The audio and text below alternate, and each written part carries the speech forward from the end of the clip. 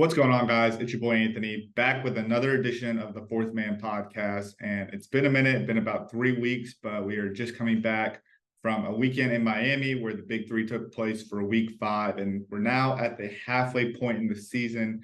Crazy what can happen in 3 weeks, but man, what a time in Miami. We saw a lot of movement within the standings.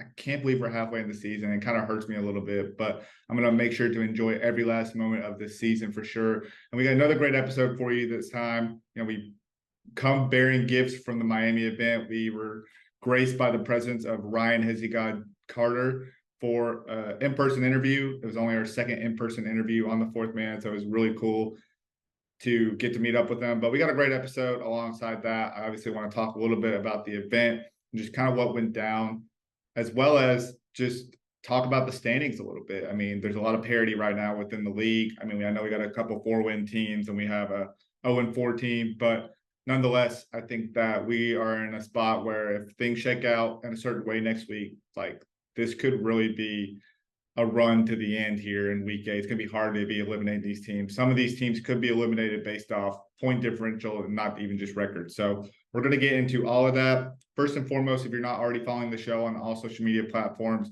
make sure you're doing so at Fourth Man Pod. That's 4TH Man Pod. There you're going to be able to get updates. You're going to get player transactions, news, anything breaking that comes along. You'll be able to see that on Instagram and Twitter, as well as other types of content. If you actually want to see the show or see some, have a visualization, you're a YouTube podcast kind of person, youtube.com/fourthmanpod. Make sure you subscribe, hit that notification bell. Got a few things coming there outside of just a Hezi God interview. I think we got a couple things that we've talked about doing in the past on this show that we haven't. This time we're going to do it. I'm gonna make sure of that. So make sure you're following over there and you're subscribed and have all those notifications turned on so you know when we drop those things on YouTube, because it'll be separate from what we do on Instagram, Twitter, TikTok, things like that. And a big thank you to Believe Network, as always, just giving us a platform to be able to talk about the Big Three. Can't talk about you guys enough. I know that, there's not always a lot of things. It's more behind the scenes stuff that they do, but it's much appreciation just giving us a platform and always trying to help us create and grow as a podcast. So let's jump into it. I mean, first off, it's been 3 weeks since we had an episode. Technically 3 weeks, because I know we had the Justin Dimon interview drop, but I actually did that the week prior and then dropped it, the magic of content creation. But, took a trip across the pond, got away for a couple of weeks, not just from the podcast, but as also from, your day-to-day, spend some time with the family. You know how it goes down. But made sure to keep up with what was going on in terms of the games. I was watching them from over there. It was kind of nice, actually. You got to watch some of the afternoon games at night. Some of them would bleed over into, the past that midnight mark. But in some ways, it was kind of fun to watch it in that way. But like since the last episode, I mean, this is basically has happened in the 3 weeks that we've last had an episode on here. Basically, we've had the additions of multiple players, including Hezi God, Tony Allen, and Brandon Moss. Hezi God and Tony Allen were literally joining the league when we were in the airport on the way to going to Europe. We also saw Coach Joe Mushidi make his Big Three debut. He's now played in multiple games. Enemies beat Killer Threes for the first time in franchise history. This happened this past weekend. Tri-State, when we spoke with JD, he was on a Tri-State team that was 2-0. Unfortunately, they have dropped 3 in a row, so now they're sitting at 2-3. Power and triplets, most of the teams were 1-1 at that time. We had 10 1-1 teams at that time. Now Power and triplets are at the top of the standings, just like old times in 2019. After 1-1 starts, they're now 4-1 of the year. And of course, as I mentioned, as maybe you guys saw, if you're already following the show, if you're a first-time listener, we'll jump into it. But we went to our first Big Three game of the season in Miami and got a chance to meet Cube, the legend himself, the co-founder of this league. It was pretty insane. And and as you guys know, I usually talk about these events that we go to because we only go to like one a year, realistically. Like we try to, at some point, maybe we'll go to multiple, but like realistically, we only get to go to one a year. The past 2 years, they've been in like a little bit further destinations just because they've been kind of in that bubble setting. So it's been tougher to go to. But so for us to get to go, I guess there was a 1 year where we actually did have our first in-person interview with Kevin Murphy. We went to Vegas very early on, and that was it. That was in week 2. So since then, this has been the earliest one, but like this was an experience like no other. A big shout out to Uncle John, CEO of Ballhoffs. A big shout out to Sally and the Ghost Ballers social media team and all of them. Like, just can't say thank you enough for just, being resourceful, like just showing me like a good time and really just like going out of your way for me. And just anything I needed, I felt like they were there. And there's a lot of people out there that have reached out to me, and I just appreciate everybody in the community. Like, it means a lot. At the end of the day, I just want to continue to bring awareness to this league and make sure that everyone's up to date as much as I am, because I know we all love this league and just want it to grow. But can't say enough about John, like and just him putting me up, him making it easy for me to come down there for, just if I needed anything at the game, he was there for me. I just can't say enough. I'm like grateful for the opportunity, and it was just a really, really fun time. I mean, like more than other, I got to network with more players. I met a lot of people that I've had on the podcast in the past, actually in person for the first time, and we got to meet Cube, like I said, for the first time. It was cool. It was like he showed me more appreciation than he definitely needed to. Gave me some of my flowers, and I was like, man, no, like none of this is possible without you creating this great league. So, I mean, that was cool. Got to go to a VIP event, got to go to practice before the game for a couple of teams, went to dinner with Rick Barry and a couple other people from Kraus House. I mean, just a hell of a time. Saw 6 games, saw some great performances. Just again, continued to network. I mean, I saw people from the different communities, the D-Gods communities, the Axie community, the Aces community. I mean, couldn't have asked for a better time. If you're not a holder or you're not part of one of these teams as in like an ownership standpoint, like definitely should do so. There's some great communities out there, and also too, it's just fun to root for your team with some of those people. And if you are a holder and haven't been to a game yet to support your team, like you definitely need to. Like the D-Gods were showing out, the Aces family was showing out, and it's just a good time to be able to root for teams. Like, this is just so interesting. Like, when we started this podcast, there wasn't really like alliances. Nobody was really built up to support a team, and now like this time like was really eye-opening to see like, wow, these supporters, these fans for these different teams that they are part owners of. Like, I mean, of course, why would you want to support your own team? But like, it's just amazing how many people come out. So it was truly an experience of a lifetime. And I can't thank everybody who has, helped me. I sound like I'm like accepting like this big speech or something, or accepting this big award or something, but I can't thank everybody enough for like helping me just like simplify the process. That's the best way to put it. Like, you guys know me, I've spoken about my experiences in the past. So it haven't always been easy to get like certain credentials. Like, sometimes I'm showing up, I'm not even sure if I have credentials yet.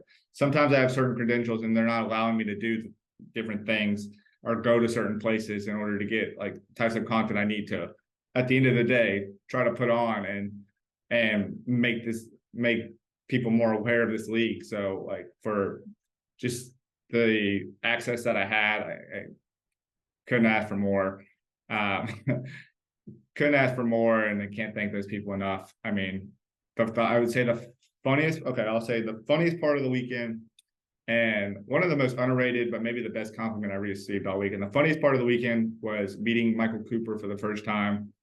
And we had him on the show about 2 years ago, and most of the coaches don't remember when we had them on the show. Like, I think we had them in like succession, like 3 episodes in a row, which is like super crazy to think about now. But a lot of it was like 2 years ago. Like, Coach Barry didn't even remember. I didn't get a chance to talk to Coach Lieberman, unfortunately. Maybe next time. But walked up to Michael Cooper, just kind of introduced him. It's first off, it's cringy because I'm introducing myself to everyone as, hey, I'm Anthony from the Fourth Man. But genuinely, I don't know if they recognize me because they only see me over camera or over Zoom or on social media. So I don't know if anyone even recognizes me. And half the time I'm wearing a hat. So I have to introduce myself like that to everybody. So that's super cringy, one. And then before you can even talk to me, you got to give me a little dance. So that was hilarious because I think he had a drink or 2 in him at least, and I was completely sober.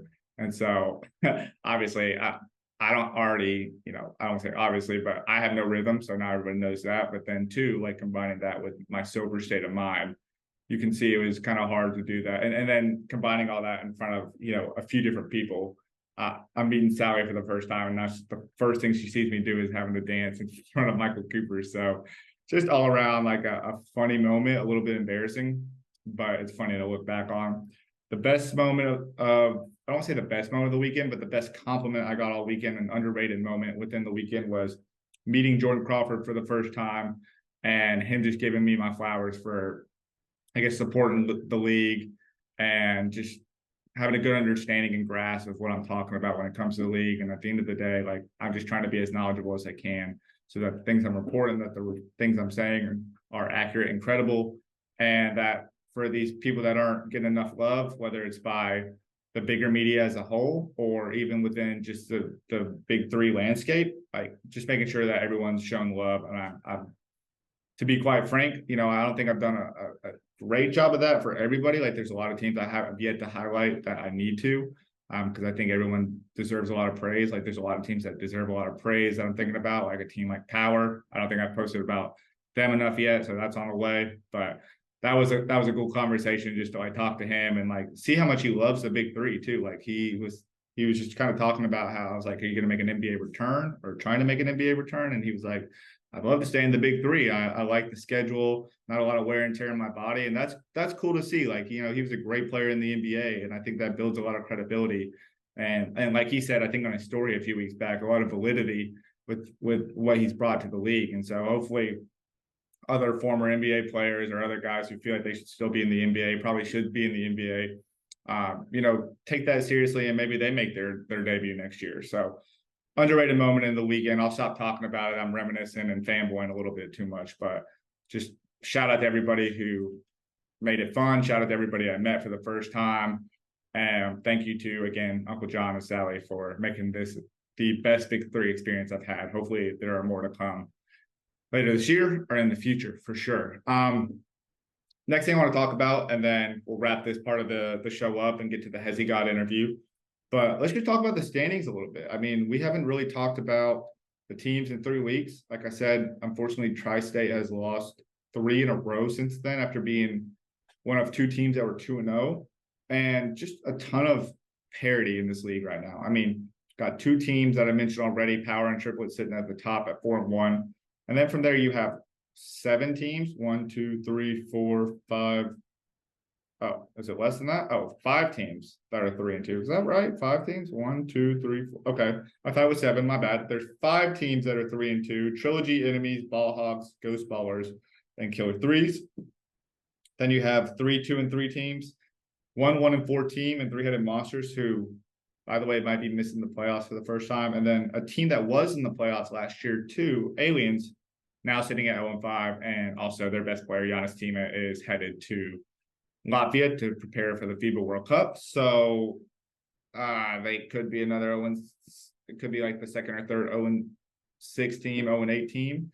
We'll see. Maybe they can get that first win. But let's talk more about just like the in the middle, like meat and potatoes kind of portion of the standings. I mean, we're talking about a couple teams making potential playoff pushes for the first time. Enemies and Ball Hawks are in prime position to control their own destiny right now.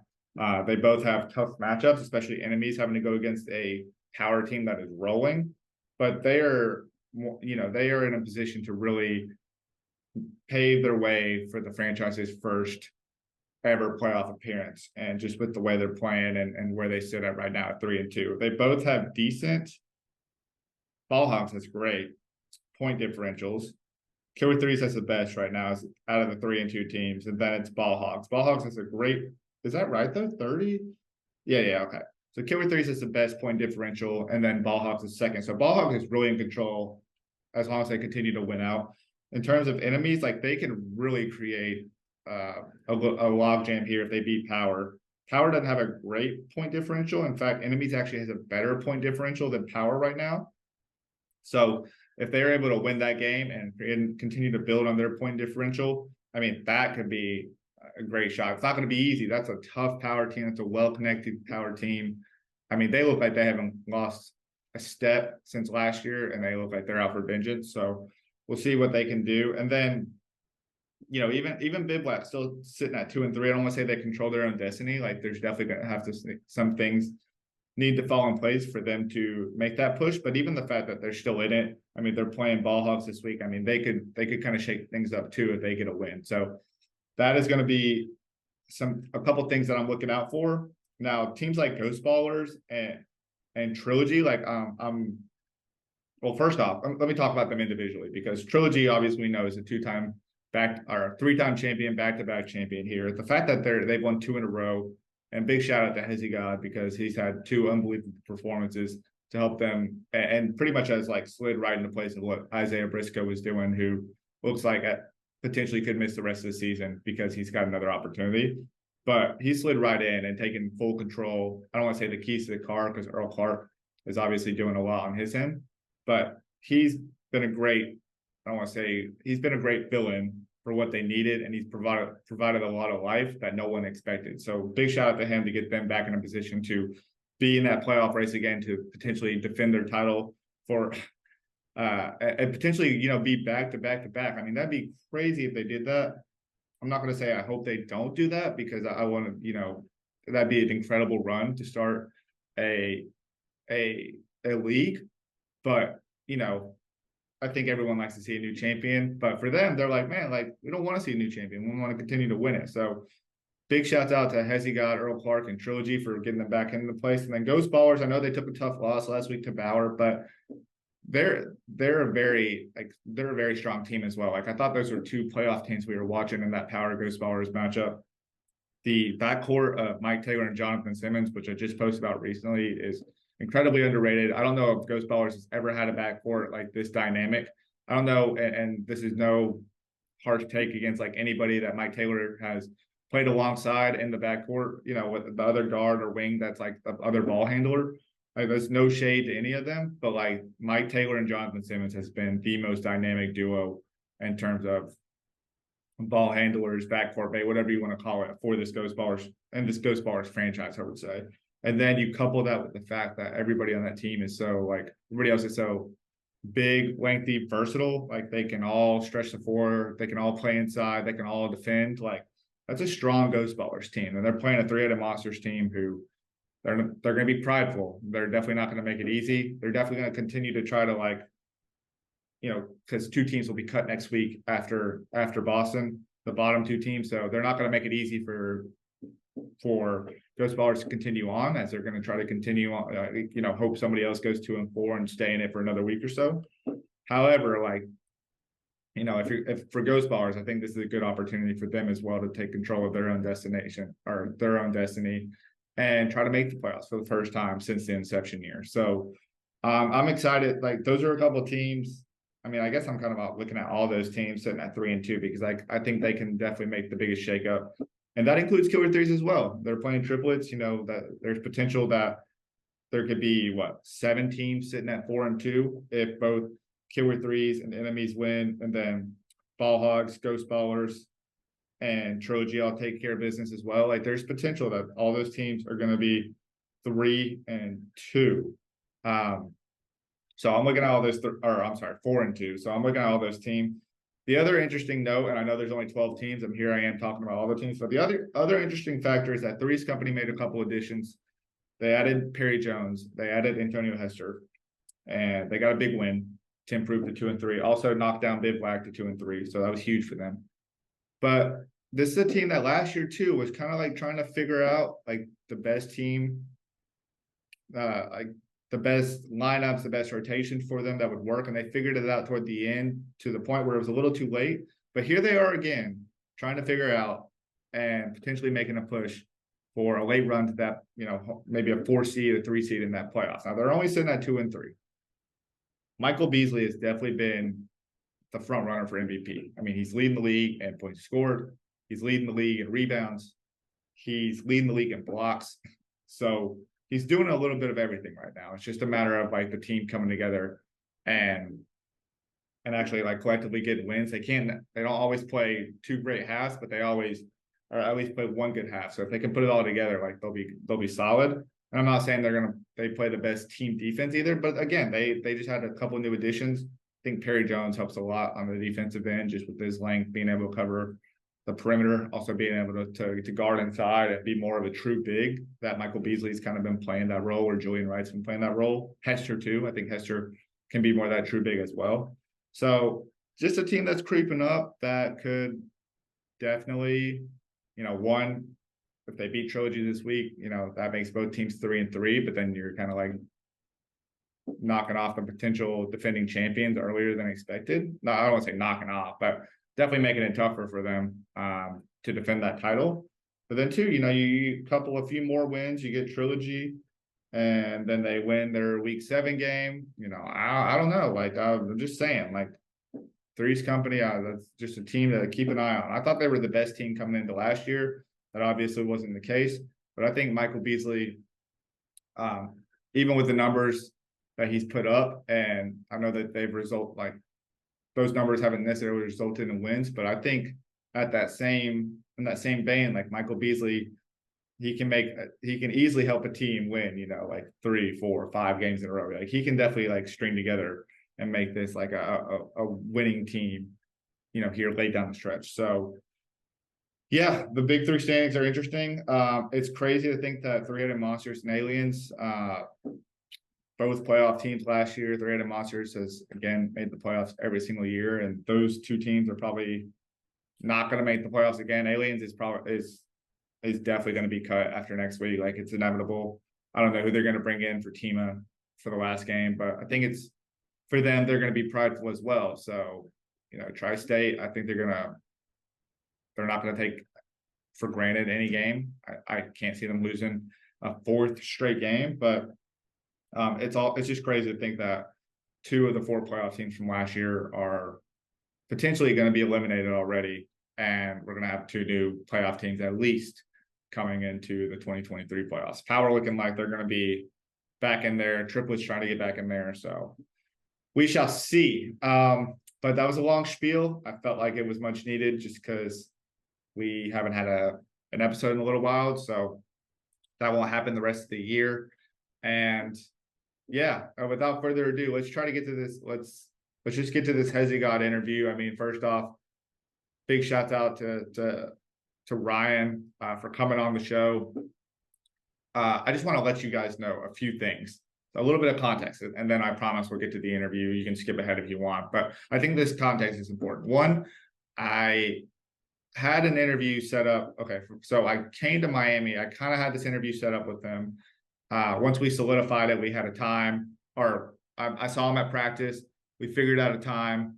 And then once we had that time set up, someone asked me for some help. They had an interview with Ice Cube and they needed my help doing some audio. So I ended up having to push that back with him about an hour. That was the original plan. Then we had decided that we could try to do it at the stadium or at the arena, maybe in the locker room. And then that didn't really work out. He had some things going on. He's enjoying himself, getting ready for the game. I understand all that.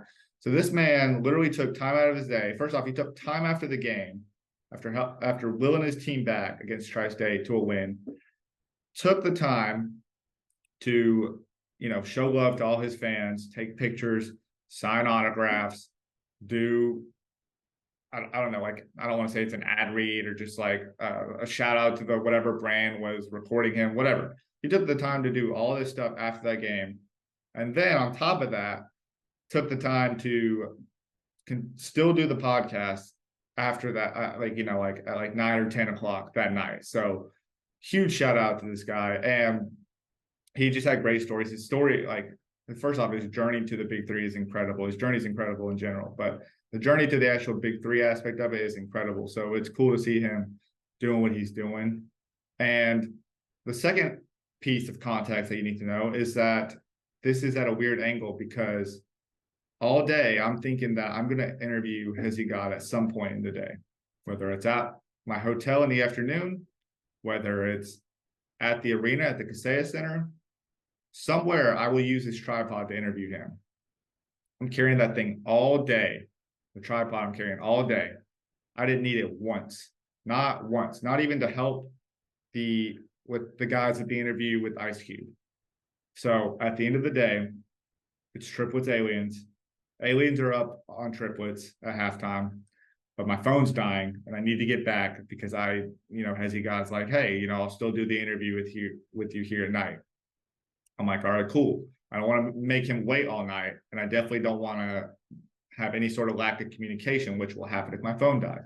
As soon as halftime hits, I don't know what got into me, but I was trying to get back quickly, but this was so unnecessary. I just got up and left like as soon as possible. Like got up, took a ride out of there, and boom, I was gone. I saw Artur Labinowitz in front of me. I speeded past him, and I was out of there. And I was kind of sitting in some seats, like kind of courtside, late in the day, like nobody's really there. So I had set my tripod down. Most of the day I'm holding my tripod or it's in front of me, whatever. I set it next to me on the seats because there was a bunch of empty seats.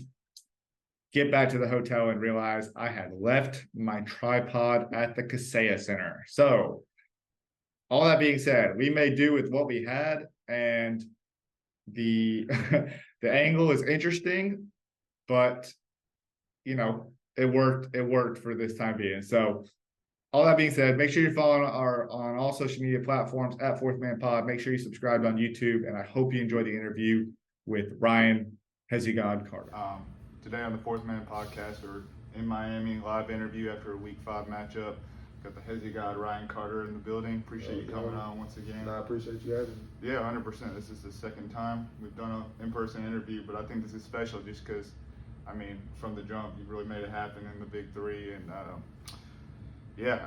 it's honestly, it's been pretty wild just to see like you come in and do what you do. Not wild in the sense of like didn't believe in your ability, but just like the presence you made. Like I don't think people have scored 20 points and they played in the league for 4 or 5 years. Just first, let me just talk about from the beginning. First off, is it weird when people call you Ryan? Do most people call you Ryan that you know? Or no, I guess the people that know me call me Ryan. Okay. If you knew me before the internet sensation thing started, you kind of call me Ryan.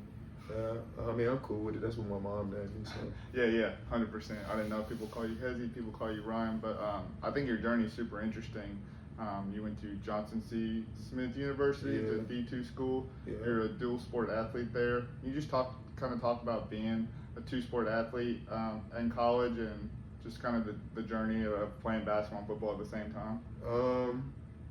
The 2-sport athlete thing was tough in the sense of, I guess, the demand, on your body, the waking up early, getting into different types of shape. Football is more of a play, stop, whereas basketball is a lot of consistent up and down. But honestly, I think the 2-sport athlete journey didn't allow me to show my basketball skills to the full potential just because I focused on football. In a sense, not that I cared about football more, it was more so like when you play quarterback, it's just a lot of studying that goes into being a quarterback. Like, watching what defenses they play, watching which players, they send for rushes, watching which coverage the secondary plays in. So, you got to watch a lot of film with football. And so I guess I spent more time trying to perfect that because basketball was so natural. Yeah. I practiced basketball, but like a lot of the ball handling and all of that just comes from me dribbling my basketball up the street and it just being natural. Yeah, and I'm not really a stat guy or anything, but going through your stats, it feels like opportunity was lacking in the sense of like they weren't sure like what kind of shape you're in. Maybe like you said, they didn't get to see your basketball abilities. Do you feel like that was kind of like football in a sense kind of hindered you in that sense? I wouldn't say that, just because now it's aspects of the basketball game of basketball that football has enhanced for me. Like, being able to see those small alleys, understanding pace, and understanding when to be physical and strong and when not to, for the sake of fouls and things like that. But I wouldn't say it hindered me. And I wouldn't say it was lack of chance because I played, if you pay attention to the stats, like I played a fair amount of minutes. For sure. It was just, I had an old school coach. He had a system.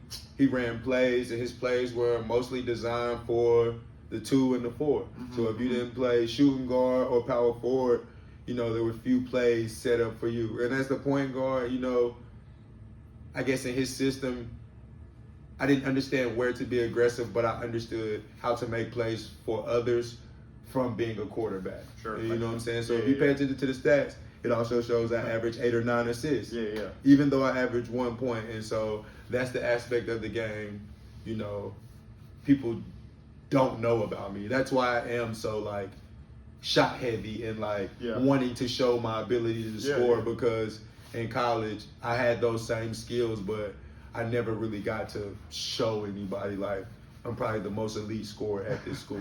100%. Yeah, stats are misleading in that way too. So like that makes a lot of sense.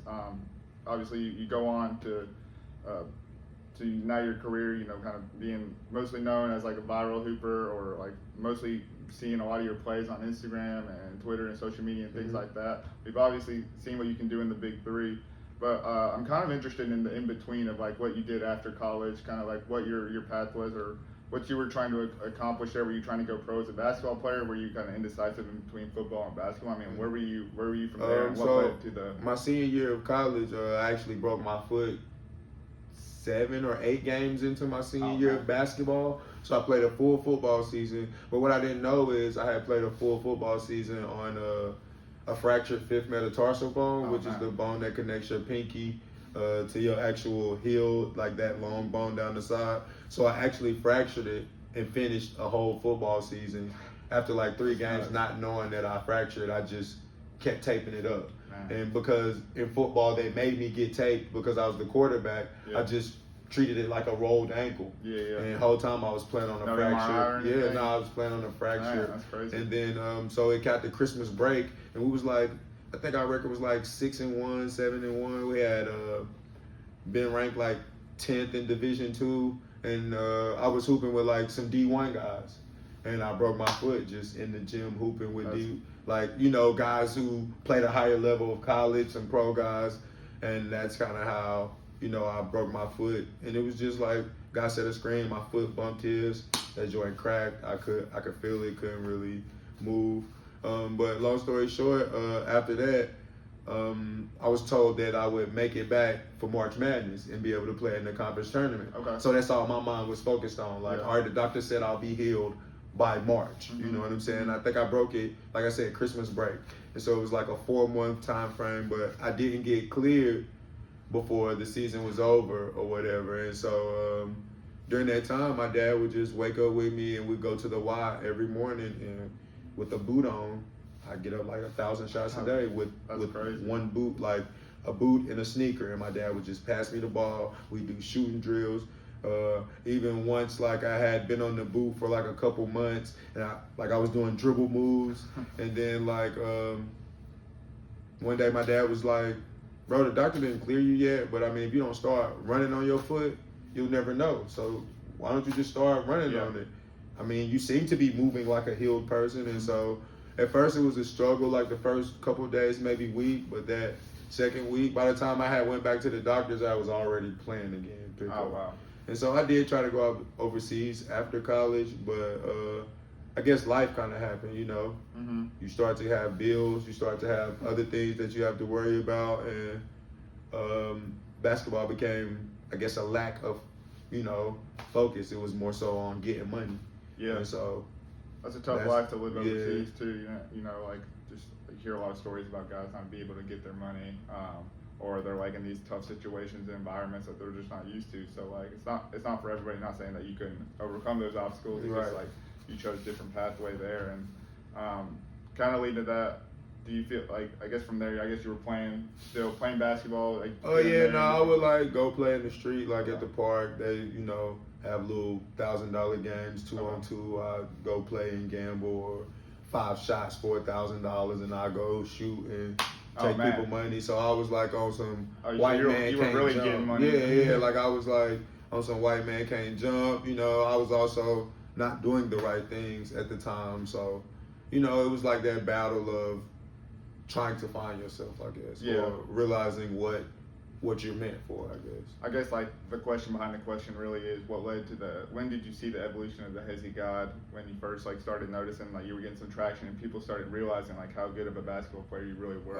Honestly, I had, I guess I'll give you leading up to that. So my mom was doing dialysis and she was sick or whatever, so like it was kind of tough. And so like I was in that space of like doing the wrong thing, mom sick, but like wanting to find something better. And I got an uncle who like lives in Pasadena, California, and he like married my aunt, like, so she was born and raised in Pasadena. And my uncle moved out there with her because her parents owned I guess the oldest black flower shop in California, basically. Okay. So it's like a historic landmark. That's what's up. And so like he moved back or whatever, long story short, he found out like the trouble I was kind of in, and he was like, yo, bro, just move to California. They play basketball 7 days a week. You can literally go to a gym and it's open 24 hours. And I'm from Charlotte, North Carolina, so you got your YMCA, it closes at 9. Once the YMCA closes, you may have somebody open up a school gym, like a coach, or, you know, the player got access to it. But for the most part, once the gym shuts down, there's no more hoops for the night. And so just to find a gym that's open 24 hours, it was crazy. So told me to come. Long story short, I came. That 24-hour gym, he was trying to give me a membership at. My frat brother just so happened to be a manager there. I'm in a fraternity, Omega Psi Phi, and so my frat brother was the manager there. We kind of connected. He realized I had a degree that certified me to be a personal trainer. Long story short, I got a job my very first day out in California. And so what was meant to be like I guess a trip to find myself ended up being like my life. So man, that was really the start of the evolution. Yeah, like so I you were guess, playing and training, I guess, at the same time. So at 24, you know, I was just playing, trying to get my name out. Nobody really knew me. I had just moved there, but I guess the job allowed me to meet a lot of people through basketball, just because it was like, hey, that's the guy who be in the gym. Because I would always go to my gym and play. I'd play with, you know, the people who got memberships there, you know, regulars, and, you know, I would play. And so you were busting their ass. Yeah, basically, in a sense, I would, you know, play. And so like that's where the transition happened. I started training like every day because I had access to the gym. You know, you don't know anybody, you don't have any friends, so 2 o'clock in the morning, you wide awake, have nothing to do, I was going to train. Wow. But I guess the transition to the Hezi God came when I started playing at Venice. Like, you know, that's when the evolution of the Hezi God came. I met a guy named Mouthpiece. He's like the announcer at Venice Beach. They call him the voice of Venice Beach. But he actually met me my second day here. I played in a pro-am. Second day in California, I played in a pro-am in Pasadena, and the legend Sick With It, and one legend. He just so happened to be at the game because he's from Pasadena. And so he just so happened to be there because the gym was in his neighborhood where he's from. So he just happened to be there, not playing, just watching. And I had 44, and he was like, bro, who is this dude? Yeah. And so everybody's like, oh, that's the barber's nephew. And my uncle is the guy he's a barber. So it was like, that's the barber's nephew. And my uncle's known, you know, around Pasadena because he's not from there, for being the local barber. You know what I'm saying? And so everybody knew him for that. And it was like, that's his nephew. Sick With It introduced me to Mouthpiece. He gave me the nickname North Kakalaki because I was from North Carolina. He was like, bro, I see your game, I like your game. Where are you from? I was like, North Carolina. He was like, bro, your new name is North Kakalaki. Yeah, you got a swagger that only a guy from North Carolina could have. And so that was my name at first. And that didn't really stick, didn't roll off the tongue too much? It's not that. People at Venice still call me North Kakalaki. Oh, really? Okay. It was actually a likable name at Venice. It was just, I got a homie that lives here in Miami-Dade County, DeAndre Booker. He started a Hezi fam. And that's just like a group of guys that I played college basketball with. We started Hezi fam, like, you know, the Jelly fam type of deal. And so the wave, we just hoping to get that same type of wave. And so because I was in California, I was the most active basketball player. I just started wearing Hezi fam everything, socks, t-shirt. And so people was like, yo, what's that? What's Hezi fam? And trying to be a part of it. And, you know, I came down court at Venice one day, and Nick Anson, who's the owner or CEO of BBL, was like, here comes the Hezi God. because I had came down court and did a right hand Hezi and got a layup. I changed my name on Instagram. I just changed my name on Instagram that day. I was like, that's the win. I feel like you incorporate more like Hezi or Hezi fakes in your game now because you are. Not since the Hezi God, but when the homie created Hezi Fam, I felt like it was my just due to like spam Hezis. Like sure. it's a thing we do in North Carolina. Like everybody has their thing. Like where you from? Like okay, so you go to Virginia, everybody's doing the right to left crossover, trying to be like Allen Iverson. You know what I'm saying? Right. You go to Chicago or New York, everybody's turnaround jump shot, fade away like Jordan. For sure. You know what I'm saying? Yeah. You go to California, everybody's Kobe. You know what I'm saying? So North Carolina's thing is the Hezi. Like, I mean, from 8 years old to 38 years old, you might get Hezi by the offensive player. Okay. So, you know what I'm saying? I just wanted to give Charlotte something. And Hezi God and Hezi Fam was just something for Charlotte, just so we could be recognized. We're the hoop state. Like, North Carolina is considered the hoop state, but Charlotte doesn't really get recognition for how many players we bring out. No, we're not the capital, but it's the biggest city in North Carolina. Yeah, 100%. And it's growing like crazy right now. For sure. It's blowing up. And that's going to be a crazy homecoming reunion for you when you get there. For sure. I don't even think my teammates or like people a part of the Big Three really understand. Oh, for real? Like the magnitude of how big Charlotte's gonna be. Like that put on. Like I don't even know how I'm gonna be able to get everybody tickets. That's like, correct. You're gonna be doing the Big Three a favor without them knowing you doing them a favor. A huge favor. Like Charlotte's for sure gonna be the most packed city of. Need a percentage of those ticket sales. And I'm telling you, I know for sure it's gonna be the most packed out one. I'm from Charlotte, and everybody's just like blown away because I'm like, that kid everybody used to be like, bro, he's so good. Like, why nobody ever picks up Ryan? Why won't y'all give Ryan a chance? And like to see me actually like on that big stage and like dominating is like, Charlotte is like amazed. Like, bro, he's from here. Like, they can't wait to say like, he's from here. Yeah, the story is actually incredible. Like, I'm super fascinated by it, and it's honestly shocking after your past two games, like why you haven't been playing professionally on a bigger stage sooner. Last thing I want to ask you before the Big Three conversation is really just like, now a lot of times you have a lot of viral moments, like some crazy moment, like stuff. I feel like sometimes it feels scripted. It seems like maybe even from your Hezi Fam days, you're kind of just at this point a marketing genius. I don't know if you graduated with a marketing degree or anything, but like, is there a lot of thought or like maybe just like intent of like, today I'm going to try and go and do this at some point if I can make it happen? Or is really all that just kind of like candid moments that are honestly certain things happen just off the whim of playing basketball. Like, and some things I think about like, oh, this will go viral. Like the smoking the blunt and crossing it. I planned it in the car. I was like, I've done it before, but like I didn't do it the right way. And so when I did it before, you know, I took a couple pulls, passed it back to the guy, went and scored on the guy. But I was like, you know what? Maybe this time I'll keep smoking while I'm doing it. And it was like, bam, took off. I'm talking about 1 million views in a day. I was like, it was crazy. Like the first 10 minutes, it was 2,000 likes. I was like, wow, this is viral right here. And I mean, I've definitely done viral things before, but like a lot of them I think about, or I'll see someone like the one where I put my arm around the guy and pointed and watched it going in.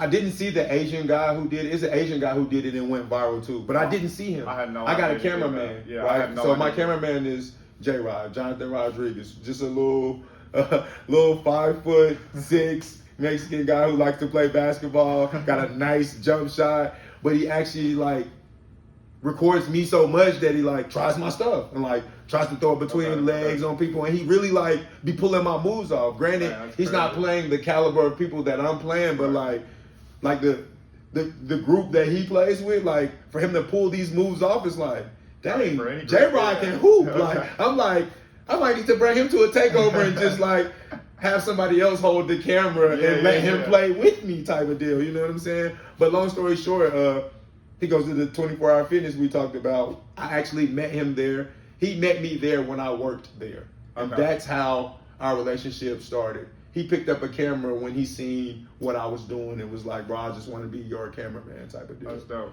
But he's recorded wild. Cash Nasty, Chris White, everybody from just hanging around me. But he always asks me, like, are you okay with it? And that's why, like, I'm like, bro, nah, that's why I brought you around. But long story short, he did that. I saw him do it to one of the guys he plays. So your boy did My it? cameraman did the arm around and point at the basket. No idea. No idea. I watched the cameraman do it, and I'm like, oh, I'm doing it. Because if J-Rod can do it, and I like it, I know everybody's going to love it when I do it. Yeah. But I stole it from my cameraman. That was an idea I took from my cameraman. Okay. But all the turnaround 2K animations, those are my ideas. I think about those. The sleeping, the sticking my tongue out, like all of those. I think you kind of did it last week too when you hit that game. Oh, for the game, Step back. I mean that's just something simple, but like still at a professional But even my girl can attest. When we're shooting at nights, I finish with like 5 turnarounds. Like that's how I finish shooting. Like I shoot it and turn around, and I gotta hit like 5 or 10 of them before I leave. Like, and I do different like animations after to practice it. Like I'll shoot it and throw it up and snap my fingers, or like do a dance move, or like do a Michael Jackson move after, like, and I really practice the turnaround. So it's like you can kind of feel when the shot's going. Man, that's crazy. That's incredible. I mean, like just like the art behind it, really. Like there's a ton of creativity that goes into the game, but also too just like on the aspect of like the viewer as well. So like, man, I love what you're doing. And too, like now you've crossed over and playing professionally. But you actually like, so if anyone's watched you this year and doesn't know, you were actually at the BIG3 Combine last year. Yeah. And there was a lot of moments where I felt like, man, he's going to make a team this year. I think I talked with you originally that first time, and I was like, this guy's going to get drafted. Yeah, I felt strongly about it after the Combine just because I got to play against a lot of the guys who have played in the BIG3 and were drafted. Like, my team didn't play against, a lot of guys trying to make the BIG3. And then DeJuan Summers, who was actually the #1 pick this year, was on my Combine team. It was like, you know what I'm saying? Like, I know that's how I got the eyes looking at me, because I was on a team with former NBA players who they were actually looking at. So I think that kind of worked in my favor with the Combine, even though I didn't get picked up. Well, I felt like last year we talked about it. It was JD. He got a co-captain spot late when you were having conversations with Tri-State, and who knows what happened last year. But anyways, you're here now. You made a huge presence. You helped your team to 2 straight wins. But talk to me about just the moment of getting that call, because I saw that you're supposed to be a part of an event, and then all of a sudden here you are playing for Trilogy. Like my girl could tell you, I thought it was fake. Like I thought they were joking. Like I thought somebody was joking with me, and then it was like Steven Jackson wants to pick you up, and I'm like, bro, no way. Who called you? It was just someone from BIG3? I think it was T. Scott who called me. Oh, really? Yeah, just he called me and I missed it because I was hooping. Okay. And so he sent the text message like, Steven Jackson wants to pick you up on the Trilogy, and I'm like, man, no way. And I got happy, and I called back and he didn't answer. But then I text back and he called right back. And then we had the conversation. He was like, Steven Jackson wanted to pick you up. But after like 2 days, like I didn't get any, like they sent me my flight information and all of that stuff. Like all of the things letting me know I was a part of the BIG3. But Steven Jackson hadn't called me yet. Oh, really? And like we follow each other on Instagram. He's been following me for like the last 3 or 4 years, because I do a thing in Charlotte called Hezi Day. Okay. And so when George Floyd, that situation happened, and he was touring around like doing the activist thing, he came through Charlotte on the same day as Hezi Day. Oh, and so I DM'd him and he was like, yeah, I'll come. I mean, of course he got busy and didn't show, but the fact that he responded and reposted the flyer was like, all right, stack like, yeah. And so to find out that he wanted to pick me up, I thought it was like a joke, because he hadn't hit me like 2 days later. 3 days had passed. It was time to fly out the next day. I'm like, bro, I ain't talked to Steven Jackson. Like, is this real? Like, was somebody like joking with me? Yeah. And then he like texts me like, bro, I'm happy to have you on board. Let's get the business. And I was like, bam, it's real. Man, that's crazy. Like, I mean, it's cool too. Like a lot of respect to Stack, because he picked up Frank Nitti. And I'm not like, I feel like Frank, in a sense, I don't want to say he blazed the path to like make it from like the guys that maybe aren't on like a prominent stage or like playing professional leagues in every single year, but like, are hooping at maybe these like summer leagues or rec leagues. or just kind of in their own lane, I would say, and then getting picked up to play professionally. So like a lot of respect to Stack, but is there like any kudos to like someone like Frank Nitti who like kind of like has been playing in the league for 3 years? Since day one, anybody who's known me, I've always said like that was kind of like a blueprint for me. Not necessarily to do it his way, but like he kind of laid a blueprint. He went and played at every pro-am, every league that was allowing him to play. And he went and killed, and you know what I'm saying? And he showed up year after year after year and killed until somebody gave him an opportunity. And so I just looked at that, and I can be honest, in 2015, I was living in Charlotte, North Carolina, and I watched him on YouTube. That was when you had to have 1,000 subscribers to be able to stream live on YouTube, and the Drew League was streaming him playing James Harden, and he torched him. And he was like making it tough for James Harden, and I was like, there's a possibility. Okay, there's a possibility that I could go to California. I had the option with my uncle, and so I just seen how he moved, and I moved in a similar way. I did take different routes. Instead of going a professional route, I kind of stuck to what I believe in. I'm an and-one junkie. I've seen mixtapes 1 through 7. I still got mixtapes 1 through 4 on VHS at my dad's house, and so like that was more of the route that I was trying to punch the ticket. Like Skip to My Lou was, you know, my GOAT. Like everybody's like Jordan's the GOAT. This person's the GOAT. And I agree. Jordan's first. Kobe and LeBron 2A, 2B. For sure. You know what I'm saying? But Skip to My Lou is that, you know, on Mount Rushmore for me. You know what I'm saying? He's that one person, and I say that in the sense of, you know, you give a kid who's 16 an opportunity just playing street ball. He turned it to a college scholarship at Fresno State. Go play 4 years there. Not only do he play 4 years there, get AO, which is somebody he grew up playing with, a scholarship at Fresno State with Tarkanian. Then goes in back to street ball because after college, the NBA, you know, wasn't a possibility. Then they seen how he was able to, I guess, control the street ball atmosphere to where he had New York street ball on his back, that they didn't have a choice but to give him an opportunity. And same thing with you. And that's why I say, you know, Frank was the blueprint, but Skip was actually the role model. You know, the person I follow. You know what I'm saying? But in a sense, he might be the real, like, the pioneer.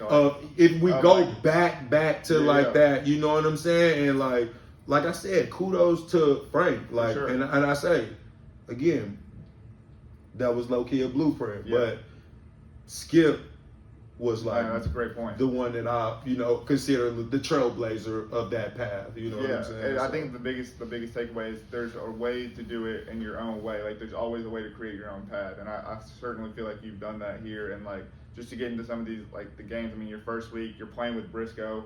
I mean, that first off, I wish we could see you guys play again together. Honestly, I was excited about that one just because it's so much.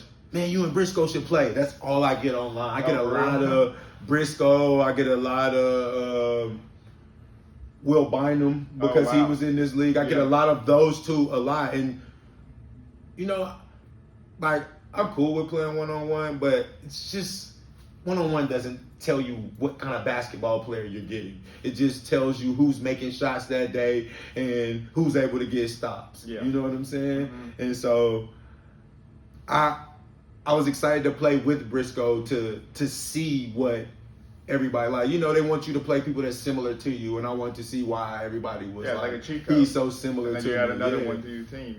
So but his game is very smooth, bro.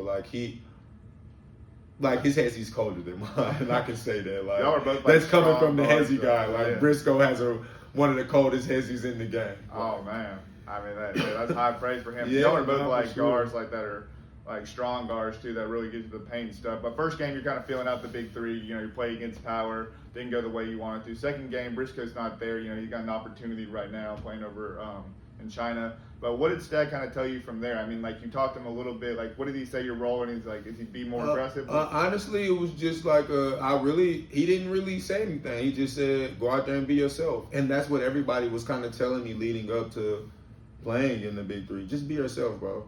A lot of people go out there and try to be a team player or try to do things that they're not used to. You're a scorer. Go be yourself. Go score.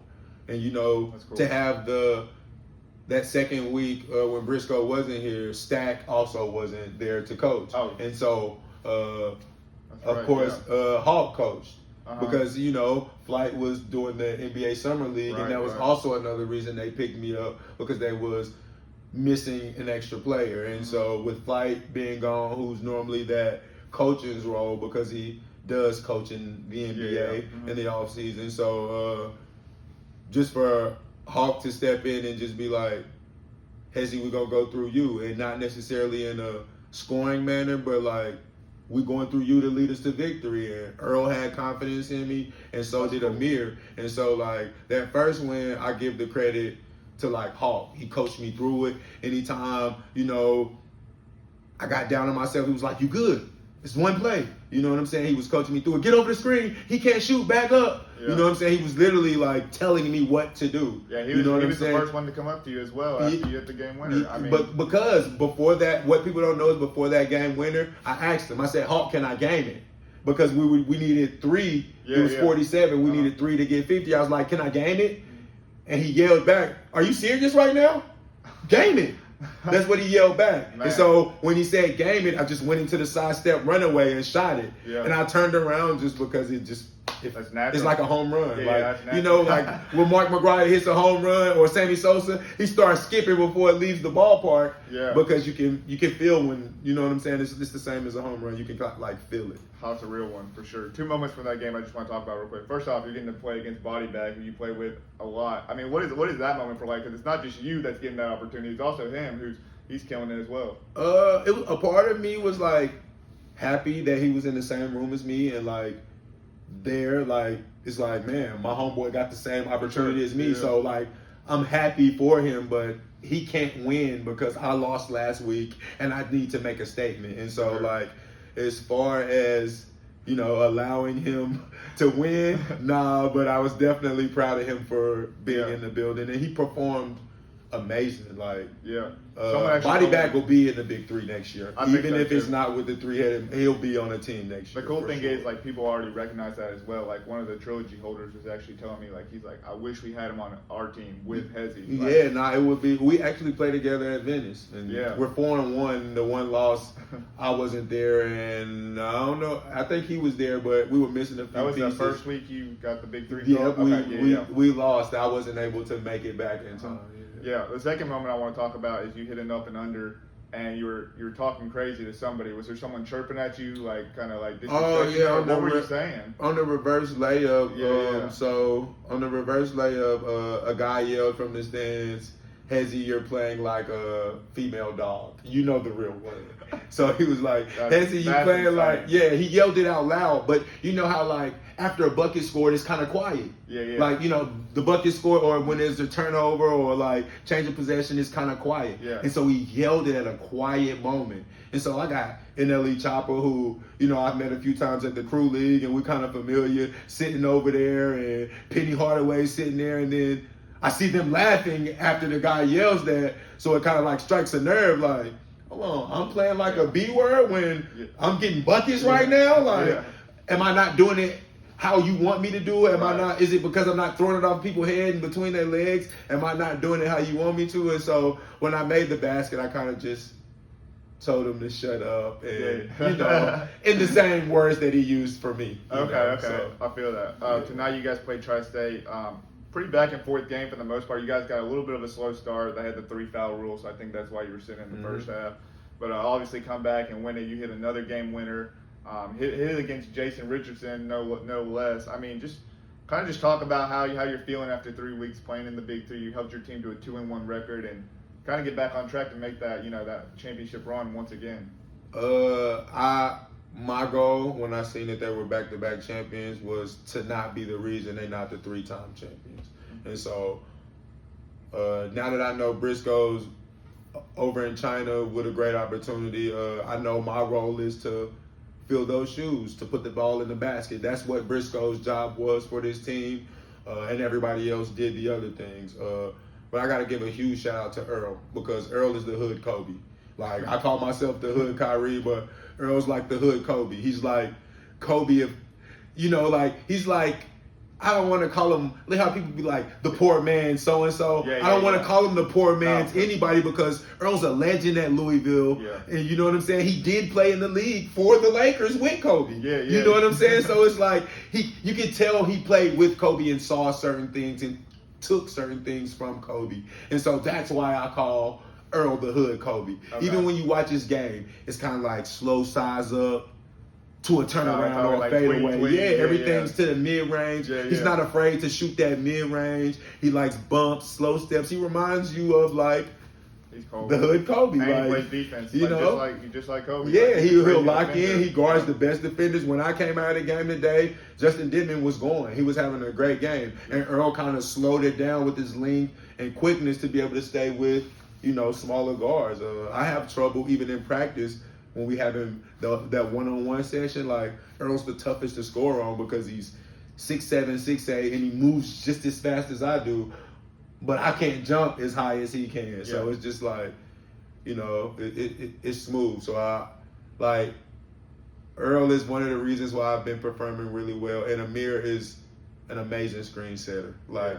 I'm talking about it's almost like Amir just goes about his business. Like how Mike Allstott was for the Buccaneers, how he just cleared things open for Ward Dunn to just run up behind and take off like that. Goes about his business. Yeah, that's Amir, man. He does the dirty work for us. So I want to appreciate them guys. And again, even today, Stack was here to coach and he kind of did the same thing Hawk did for me, coached me through it, guided me, don't worry about the fouls, Hezi, don't worry about fouls. I'm gonna get on the refs, and I'd be damned if Stack wasn't on the refs every time he felt like I got fouled, and it makes me all right, all I gotta focus on is playing. I don't have to try to politic to win because I got a coach in Stack who's gonna politic, but he's gonna also let him know how he feels, like how I would, if you know what I'm saying. So that's the part I appreciate about them and those guys. Yeah. A couple more questions. I do want to say the hardest moment in today's game was when Tri-State was feeling themselves for a second, and then you come back and hit a three.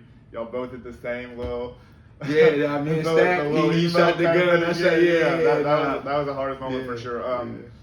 For this season, I guess obviously the main goal is to win a championship, but what's some personal goals you're setting out for yourself now, kind of being in this trailblazer group or category? I mean, maybe Frank is the blueprint, but you're kind of in that realm of being the first guys to do it your own way to make it to the Big Three. So what's some personal goals maybe for yourself in the season? During the season, I think I've already set some of my personal goals. One was being seen on this level and stage and being noticed, not only by my peers, but I've been recognized by legends who I could have never in a million years thought would even know who I was. Clyde Drexler stopped me in the hallway and said, "You were supposed to be here 2 years ago." And this is Clyde the Glide. This is the guy who I watched make Jordan have fits and battling back and forth with Jordan. And it's just I had Bulls versus Blazers on Sega Genesis. I understand who Clyde is, and to have Clyde say that to me, or Nancy Lieberman be like, "You're a bad boy," and it's dang, I'm a bad boy. You're the first woman to coach men. I'm bad now. You a bad boy. And just to hear people like that, Dr. J pounding me every time he see me, is bro, you the doctor. And the doctor really be like, "What's up, Hezi?" And it's man, to know that they know me and recognize me. Even Scalabrini, it's just you know me, bro. I had a fan moment in the back with Ice Cube and O'Shea's son. I was coming through after taking the pictures after we won today, and O'Shea was like, "Bro, I've been dying to meet you," and I'm like, "Me, bro? I've been dying to meet you." And so I guess that type of stuff is a realization. I'm in this room and they recognize me, but not only do they recognize me, they respect me. And so the personal goals are, stat stuff, I've scored 100 points. So ain't no stat goal that, could be a personal goal to me anymore. You know what I'm saying? It's I guess those small wins, knowing that I'm in a room with people I never thought I'd be in the room with. Man, that's crazy. So you kind of already hit those. Yeah, you kind of alluded to the other thing too. Is a lot of people love the big three because like the off the court stuff, getting to travel to different cities, hang out with the guys. I mean, like, what's that experience been like for you? Are you enjoying it? And like, what's maybe been some of your favorite moments? I'm actually enjoying it, but my favorite moments are actually being a part of my team and like them treating me like a teammate. Like it's like, Hezi, what you about to do? You about to get something to eat? Hezi, you good? Like my teammates, like Earl and them guys, they really like, we got a group chat. They funny as hell. Like, so just, I guess the best experience is my team. Like, yeah. Stack and Flight's relationship is like out of this world, how they crack on each other. Like, it's hard to leave the locker room to go watch the games before yours because it's so much comedy going on in the locker room. Like, you know what I'm saying? So I was looking for you. Yeah, no, it's so much comedy going on in the locker room that you just don't want to leave because it's like somebody might do something dumb or stupid or say something that you don't want to miss, and you just find yourself sitting there and it's like, dang, it's time to play already. We've been in here clowning for a whole hour. We ain't really stretched out. We just been in here cracking jokes and stuff. And then, not to mention if you get a locker room with Three's company, so now you got Mike Beasley mixed in with that.